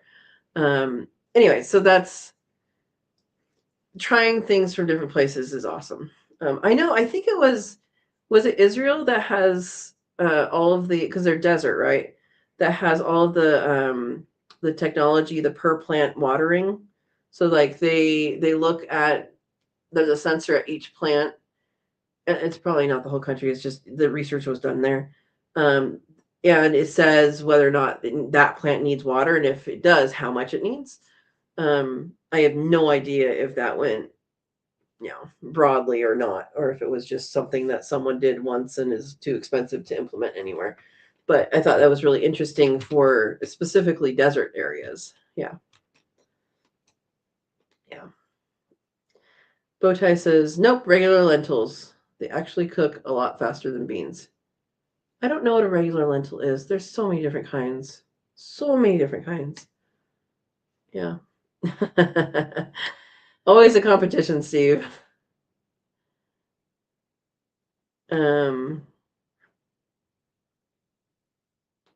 Yeah, so Steve says we built dams to stop flooding. Interesting. So dams are built for a lot of different reasons. One is to hold water for later. That's a lot of the Western reason, Western United States at least, is to hold water for, in the summer when you need it. It's basically a water tower, but on the ground. And Steve is saying we built dams to stop flooding, which means that you can fill up an area and let it drain slowly. And hydroelectric is a big, big one. Hydroelectric is a big one. Often those ones have like fish dams where the fish can jump up. But yeah, it is interesting. Okay. Pocha says, I do like my lentils slightly al dente, but 11 to 14 minutes is all they take. Interesting. Interesting. All right. Andy says, Bowtie life. I'll have to make sure to find you. Okay, he is here. Ta-da! Oh, you mean in the at the actual event? Yeah. Awesome. Robin says tomatoes not working, say isn't so. So Robin, when I was in Gilroy, California, we had 2020 was a super booming growing year for everything. Like I canned so much tomato sauce and so much, like, it was to the point where I was canning just tomato sauce because I was tired of making spaghetti sauce and making this and making that. Like, I was just like, I will deal with this later. I'm making tomato sauce and it can flavor you however we want later. Which is a good method actually. But I was I had canned so much tomato sauce and tomato stuff that it took me through 1.5 of the 2 years that I didn't get any tomatoes, which is good. That's the reason why you should, learn to preserve. Now, I am basically going to change my tomato, um, my tomato product preserving over into freeze drying because it's a more compact way to keep it. And the only negative part of that is that it doesn't have time to meld the flavor in the jar while it's being stored. So so what I plan to do is make whatever I'm making, whether it's sauce, whether it's, spaghetti sauce or whatever, put it in the refrigerator for 2, maybe 3 days, and then can it, because then the flavors will have had time to meld. Just like soup is always better on the second day or the third day, it's the same idea with tomatoes. But yeah, so 2020 was, well, the day everybody started gardening. I had been gardening for quite some time before then. But let's see, at that house, I bought the house in 2013 and then immediately put in garden stuff. So I had been doing that for quite some time at that location. But in 2020, great, excellent tomato everything. In 2021 and 2022, we had heat waves in the summer, and when tomatoes get above a certain temperature, and it's going to vary based on variety of how hot things can tolerate, but we were reaching temperatures of 115. I don't know if it's regularly, but over 110 was regular. And that's not regular for that area. It probably is now. But we were reaching extreme temperatures. And what would happen is when that happens, your tomato plant, the flowers either become sterile at those temperatures or they actually just drop off because they're like, well, we're not going to breed in this temperature, drop off, save the plant some energy. So at extremely high temperatures, that's what happens. And again, this is variety dependent of when that temperature top out is. But I didn't even get, I got no tomatoes that year or the next year. And so the thing is, it didn't just do that once. It would then do it again and again, and it was just like a cycle. Because once something is pollinated and it starts to grow, it will continue to grow in heat. And then it's like, oh, heat is really good to grow in, but as long as you have water. But it's not great to start the process then. So yeah, I actually have a video about heat tolerant tomatoes. I think I have two. One when I got the seeds, and then one when I did a taste test. And so if anybody is interested in heat tolerant tomatoes, they say black Krim and purple Cherokee, which are my two favorite, do well with high heat, but not that high. So because I had planted both of those that year too. The plants grew, it's just the tomatoes didn't. And so those would be like if it's high, but not like super, super high. And then all of the ones that I had seeds for at that point were like F1 hybrids. They were hybrids. And so I was not able to, like, if you want the same thing, saving seed is not, it might not be the same, you might not have the same tolerance or whatever when you have a hybrid. And so anyway, I did a taste test, and the thing is, the year I planted those, the weather was fine. it didn't actually test the heat tolerance of them. It just tested their flavor. Um, so yeah, so there's the background for that, Robin. And if you guys are interested in the high temperature tomatoes, I do have a couple videos on that. I think it's like high heat tomato or something like that. Yeah. Yep. Didn't work for 2 years. So that's why you put up your food. All right. Bowtie says, totally agree with Abella. Missing out if we don't follow people around the globe and in other cultures. Yep. Yep. And honestly, if you're following people that are growing in different situations than you are, it can spark some interesting thought processes as well. So yeah. Okay, red lentils cook faster, 5 to 7 minutes. Yeah, they also dissolve when you make soup. They're like mush. So maybe that's the kind. Brown lentils are, yeah. Okay, Steve says lentils generally take 5 to 30 minutes. That's huge. To cook on the stovetop, depending on the variety. Yep. The bag at Walmart says lentils. Oh my gosh, it doesn't even say what kind. Will you ever grow lentils, or is it worth it in any way to you, Bowtie? That's something to think about. Depending on your space and time, which crops are worth growing and which crops are just go to the store,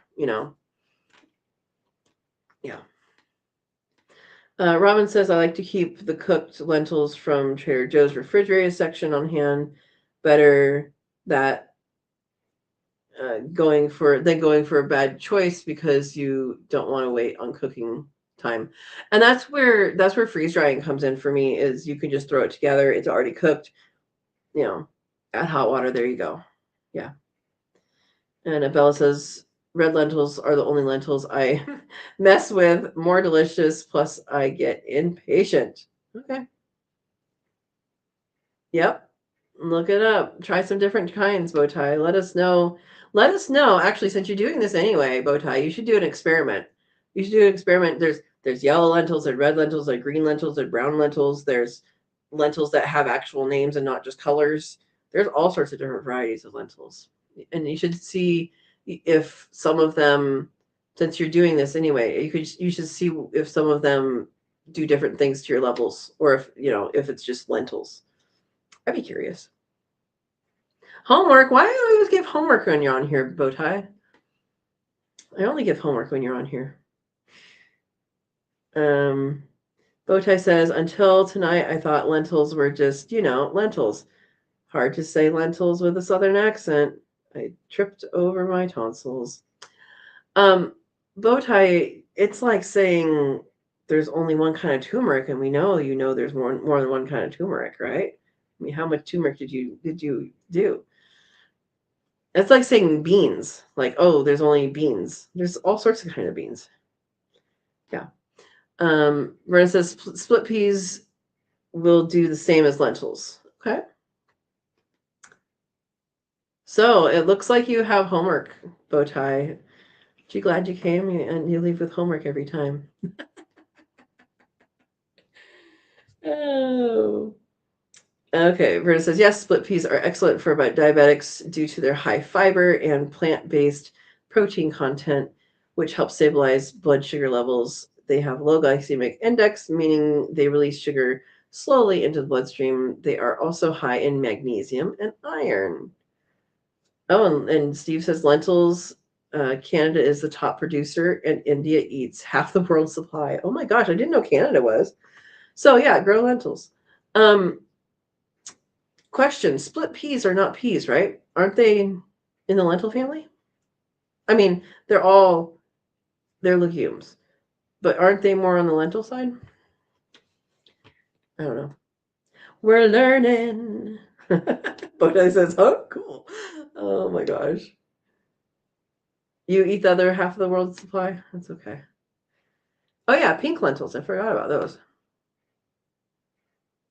Oh, no, there are different kinds. There's different colors, there's different varieties, there's different names. Yeah. You can't grow lentils in Florida. That is sad. Maybe you need a greenhouse that does opposite of greenhouse. What would that be? A cool house? Yeah. You can get more varieties from Amazon. Oh my gosh. Bowtie says Dr. Google says green and black lentils are most effective. Well, hey, hey. Unrelated to lentils, Abella says. She's tired of the conversation about lentils. Oh, I keep having problems germinating my marigolds. Um, Taget's not calendula. I have not started marigolds before. I've used them, I've planted them, I've bought them. I would look up number one, whether or not you need heat or not, and see if it needs a heat mat or not. And then number two, well, are you doing this in a tray or are you doing this in the ground? That would be the first question. But if you're doing it in a tray, know if it needs heat or not. And then also know if you need to scarify it somehow. So does it need to be scraped like a nasturtium does to break the seed coat? Like, is there some way that the seed coat needs to be broken? Um, and I don't have those answers, and we can Google it for you. But that is what it is. So if anybody has grown marigolds, the Taggets marigolds successfully from seed, let us know, and Abella will know. But yeah, soil temperature would be one thing to check, and then also whether or not it needs to be scarified or stratified. It could also need a winter. Where are marigolds native to? I have no idea. Yeah, look, see if it needs a winter, which would be stratified, which you would just put in the refrigerator for a set amount of days, or in the freezer, depending on what the instructions would be. And then take them out and plant them. That will give them a fake winter. And then the other one is scarification. You scare them, which basically means they need to break the seed coat. So that can be done by soaking. That can be done by, putting some sandpaper on it, rubbing it. But I think those seeds are pretty small, so I kind of doubt that. Anyway, somebody let us know if you have experience with that. Andy says I got a blue, white, and yellow turmeric today. Awesome. I've had blue before and yellow, a couple different yellow kinds. They're good. They taste different. All right. Bowtie says only one kind of turmeric. That's easy to say with a southern accent. I know there are different turmerics. Planting mine in the morning. Yeah, see, that's why I use that as an example for you. It was a you specific example, Bowtie. Bella says, I have tons of peppers, tomatoes, basil, calendula, amaranth, marjoram, and more seedlings, but my stupid marigolds won't sprout. It might also be a time thing or a daylight thing. So it might just have a long germination time, and it also might need a certain amount of daylight, meaning your lamps if you have lamps on it. So that would be another thing to check. Steve says split peas are not lentils. Right, I know they're not lentils, but are they? Yeah. Okay, Abella says split peas are literally split field peas. But what is a field pea? Is a field pea a pea? They're not, they're different than like I don't know. I don't know. You can also get pink split peas. They're also called red split peas. You're just renaming everything, Verna. I love it. Where did you get blue turmeric? Bowtie wants to know. Yeah, at the festival. Yeah, there's blue turmeric, there's red, there's I think there's like a purple-ish one. I think they call it purple. It's not like a true purple, but there's tons of different kinds. And Andy's saying at the festival, I'm guessing that's Baker Creek. Let's just look on their website. Their website's rareseeds.com, and let's just see if they have turmeric. And Well, their search results for turmeric is not on there. So let's go to, I know you guys can't see this. They should have a live plants area. Okay, going to home. And it looks like they're doing a bunch of flower stuff right now. May 3 and 4 is a spring planting festival, fall heirloom exposition. Fall in May? Interesting. Oh, no, that is in September 27, 28. That's what used to be in California, and they're not going back as far as I know. I'm just looking it up just in case. Yeah, it's in Missouri. Okay.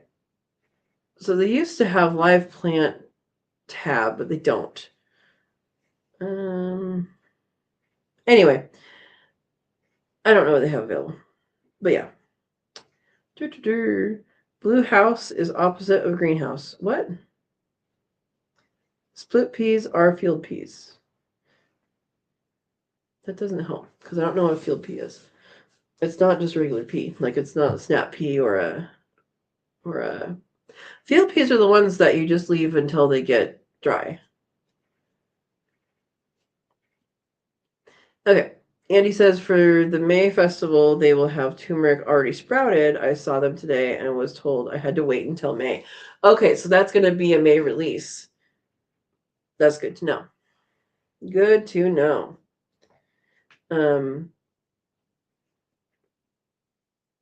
Yeah. Botai said I had trouble with 2 of the 3 marigold types started here. Mike at Look to Nature Homestead sent me some that are rock stars. Robin Garden's seeds have been difficult. Uh-oh. He's calling you out, Robin. But if Robin's still here, you can tell us what to do, how to plant them. Not for? Got it. Steve says, you do not have to alter the marigold thingies. Just dry and plant. Okay. Abella says, I have grown bee. What does bee mean? I've grown French and African marigolds before, but not recently. Plus, I get volunteers sometimes of marigolds. Okay. And Robin says, I suck at marigolds. My trick is just use an abundance of seed and you'll get some. My other creator friend laughs and says, I can germinate marigolds on a brick. Hey, there you go. There you go. Bowtie is enthused about the blue turmeric. He says, I'm really excited now. Good. Steve says, I have dried flowers all the time and grow them. I have not bought seeds for 50 years, still going strong. That's just bragging, Steve. You didn't give any instruction.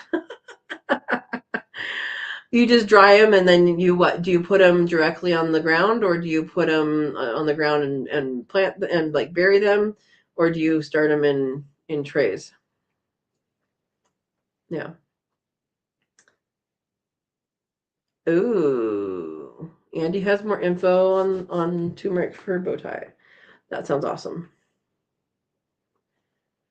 Okay, the African types of marigolds are easier to grow. Good to know. Are they related to potted marigolds? That's from Brenna.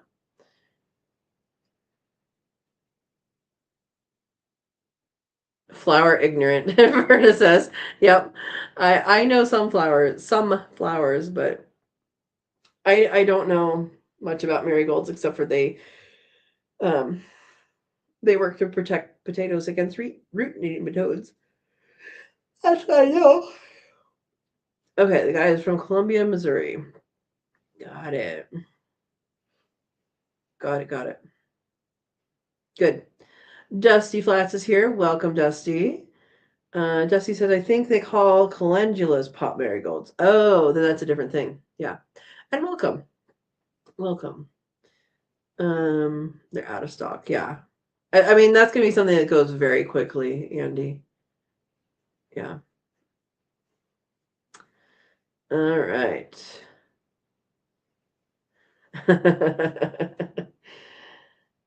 Okay, Andy says Baker Creek Greenhouse has lots of starts of different color turmeric waiting for the May festival. That sounds awesome. That sounds awesome. Oh, good question for Dusty Flats. Robin says, hello, storms up your way? Hopefully that you're here, so that's good. That means the storms aren't too bad. But yeah, hope you're safe. Dusty says, I grow Cracker Jack and the basic everyday marigolds, and they reseed. All right. So it sounds like you just need to get one started and it'll reseed itself, huh? Yeah, Bowtie's already hopped up on lentils. Now he's going to be hopped up on hope for blue turmeric. Oh. Ooh, specialty varieties of marigolds. But they're weaker. That makes sense. If they weren't special, they'd be popular, right? That doesn't You guys understood what I was trying to say, right?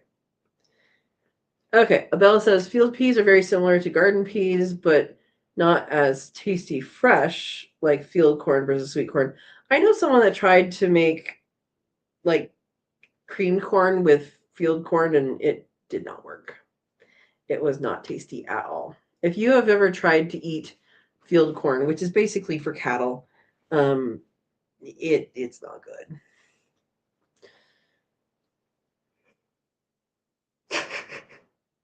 Yeah. Uh, Robin says difficult seeds are special seeds for biofumigation. What? Why are you fumigating? Okay. Bowtie says, have you had trouble with the red metamorph? Asking, okay, we're talking about different types of things. Got it. Around 4 just to the north, nothing yet. Tomorrow night sounds worse for severity. Be very safe, you guys. We're supposed to get a windstorm, I guess, over the Cascade Mountains. I don't know how much of that will be where I am, but I'm glad my parents got over it today. They went back home today. Yeah. All right. Oh, here is Steve's instruction for seeds. Allow them to dry, store dry till spring, plant in ground, then think them. What? Oh, then thin them out and trade the plants for fish from the next door neighbor. Follow all those instructions, I guess, huh? Okay. How long from the time you plant them until they come up? Because that's the other part of the story that might be missing is um a germination timing. Some things take a long time. Yeah. And he says it was really an enjoyable day. We learned about bumblebees, which are awesome. First time I have ever heard a talk on bumblebees, that's for sure. Hey, I talked about bumblebees on the Urban Gardener channel not too long ago. Yeah, we have tons of bumblebees happening right now here. The apple tree across the street had probably about 100 bumblebees in it. I mean, a lot, and then more than that in regular BBs, honeybees. It was really, really cool. You stand underneath it and hear the hum. Yeah.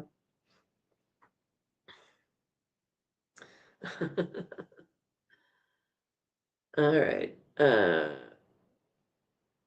Robin's saying Shawnee had a heck of a storm go through, but not as bad as forecast. That's good. Yeah. Bowtie needs to go to bed. Eyes watering, brain congealing, yawns nonstop. All right. Well, I wish you lentil luck in your sleep and readings.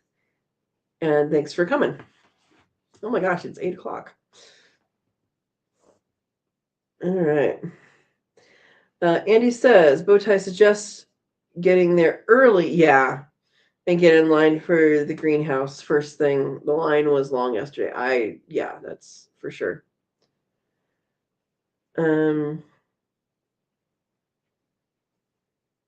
I can make you a bed in my cup.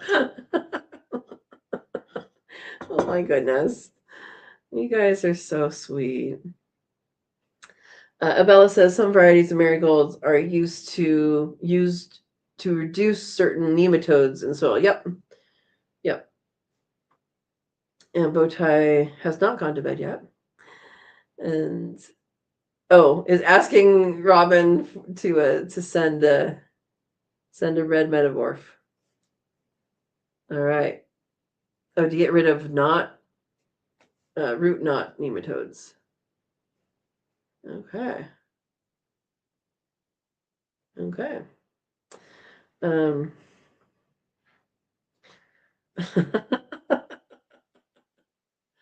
my gosh. Conversation starter right here. Dusty says, "Oh, I wondered as the storms came out of Twin Cities and traveled east, tomorrow night it will be down here in south central Wisconsin." My goodness. My goodness. Bowtie's saying good night. Good night. Marigolds terminate. I'm guessing that means germinate. In about 4 to 5 days. That's pretty quick. Okay. Yeah, Andy is questioning the use of Steve's words. I think it's germinate, not terminate. There we go. Soil should be warm, not waterlogged. Moist is okay. Yeah.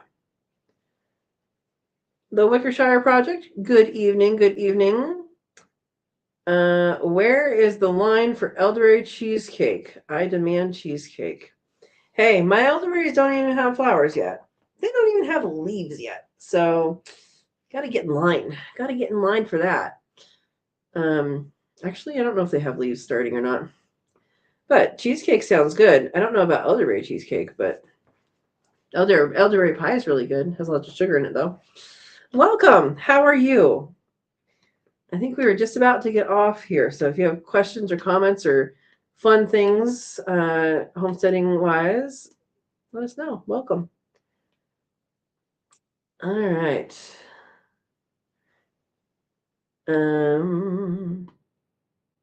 David chicken out. He smelled you coming in. He has, I think, been on too much sugar today. He's good. Oh my gosh. Robin says, I had a root knot nematode issue biofumigated with caliente mustard and red metamorph marigolds. Also used seashell fertilizer for the chilton. I can't do that. Say that right. We'll see how it all works this year. I have not had, knock on wood, any issues with nematodes. And how did you know it was a nematode issue? That's a question I should ask. Yeah. Likely story.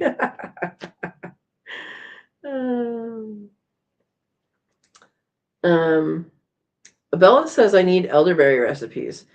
Elderberry syrup is literally elderberries, sugar, and you can also use honey and some lemon juice. Elderberry jelly, really good, really, really good, really good over vanilla ice cream. Elderberry pie is good. Those are the things I've made. I think that's all I made. I was going to make lozenges and then I didn't. Yeah, chitin. I thought that was it, and then I chickened out on saying it. Wickershire says, see that gardener Robin? Yep, she is the bestest. My heart was bought by Yang okra looking beads. Okay. Elderberry recipes would be cool. I think I did elderberry.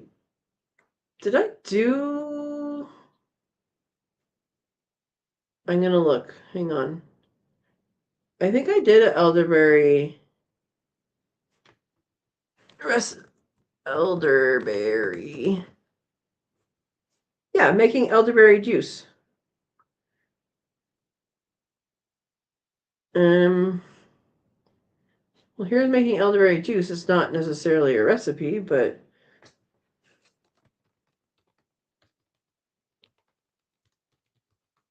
it's from some elderberries I had in the freezer at the time. But yeah. Okay. Time to take Lucy out. Blessings, everyone. Brenda says, thank you for coming and moderating, and say hi to Lucy and have a good night. Okay, so root knot nematode butt ugly bumps on my carrots is how I knew. It seems to only be in my center bed. Please let that be the case. Yeah, good luck. Good luck. Yeah. Yeah.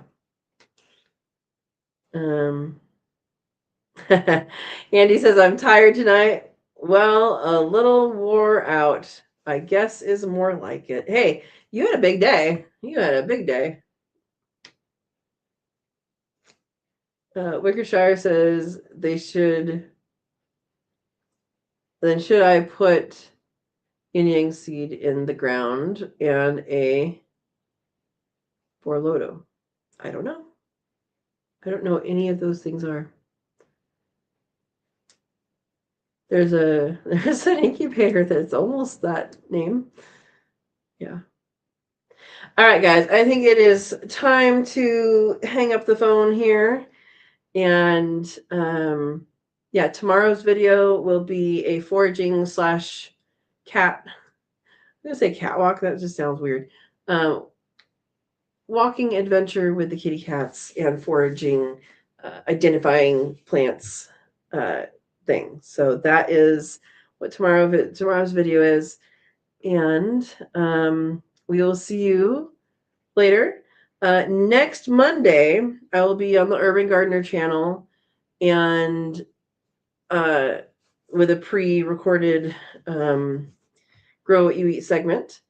And that is going to be at 5 o'clock Pacific time. I think the segment doesn't start until 15 minutes in, something like that. But watch for that and then come to the live at 6 p.m. and go for it. So, yeah. All right. Let's see. Oh, Borloto is a spotted bush bean. Don't overdo it on lentils, Isabella says.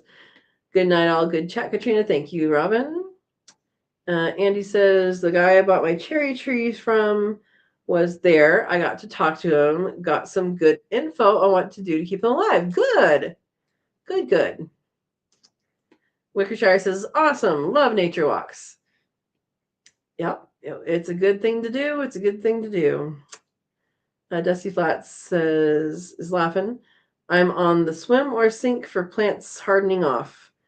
Many went out in low tunnels with just netting, plastic ready for cold nights this weekend. Good luck. Good luck. And Andy Rat says, my raised bed for the trees came in, so this week is the week for planting them. Good luck. I really, really hope that you have really, really great luck with those, because I know you've been waiting a while for cherries. So yeah. All right, guys, I'm gonna head off, have some dinner. I do have some bunnies to feed still, just the pasture bunnies. And we will see you guys on Monday, and we'll see. Well, you'll see me maybe on tomorrow and Thursday videos. So. All right. Thank you for watching. And yes, you need the luck with them. Good. And we will see you guys on Monday. Have a wonderful week.